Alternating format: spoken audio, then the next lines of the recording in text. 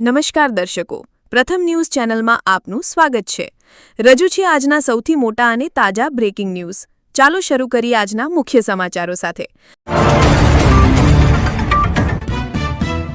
Asia cup 2025 પહેલા દિગ્ગજ ક્રિકેટરના ઘરે માતમ છવાયો। અચાનક રાશિદ ખાનના મોટા ભાઈનું થયું કરુણ મોત। યુક્રેનના ભૂતપૂર્વ સંસદીય અધ્યક્ષ એન્ડ્રી પારુબીની શનિવાર 30 ઓગસ્ટ 2025ના રોજ લીવમાં દુઃખદ રીતે ગોળી મારીને હત્યા કરવામાં આવી। બલીનો બકરો બનાવવાથી નહીં આવે કોઈ પ્રકારની શાંતિ, યુક્રેન યુદ્ધ અંગે યુએસએ ભારતનો સ્પષ્ટ જવાબ।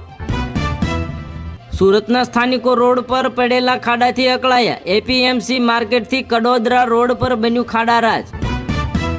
ઉત્તરાખંડમાં ભૂસ્ખલનને કારણે ઘાટીઓનો સંપર્ક તૂટ્યો। 7 રાજ્યોમાં ભારે વરસાદનું એલર્ટ કરાયું જાહેર।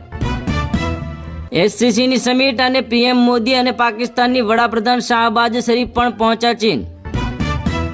આવતા શનિવાર રવિવારમાં એક પણ મરાઠા ઘરે નહીં મળે, બધા જ અહીં એક આંદોલનમાં જોડાશે, મનોજ જારંગે કહી મોટી વાત। અત્યાર સુધીમાં 320 લોકોના મોત। હિમાચલ કુદરતનો પ્રકોપ ચાલુ, પૂર અને ભૂસ્ખલનને કારણે 838 રસ્તા થયા બંધ। બ્રિક્સ અને વૈશ્વિક વિકાસમાં વેપારના પ્રતિબંધોનો મોટો અવરોધ, પુટિનનું મોટું આવ્યું સામે નિવેદન।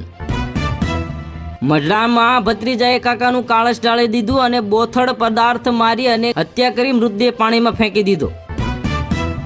ભૂપેન્દ્રભાઈ પટેલે ગાંધીનગર ખાતે રાજ્ય સ્વાગત જન ફરિયાદ નિવારણ કાર્યક્રમમાં ઉપસ્થિત રહીને નિરાકરણ લાવતા તાકીદ કરી।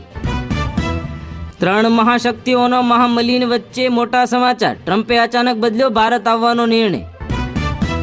ઇઝરાયેલનો યમન પર સૌથી મોટો હુમલો, હુતી વડાપ્રધાન, સંરક્ષણ મંત્રી અને આર્મી ચીફના મોતનો દાવો સામે આવ્યો।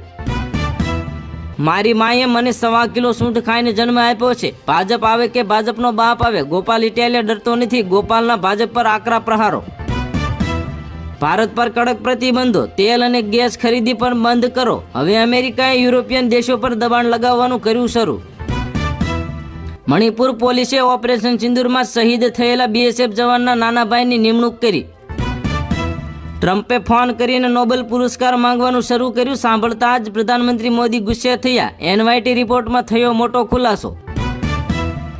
વડોદરામાં ગણેશજીની મૂર્તિ પર હુમલો, માફિયા ગેંગના 3 સભ્યો અજમેરથી ઝડપાયા।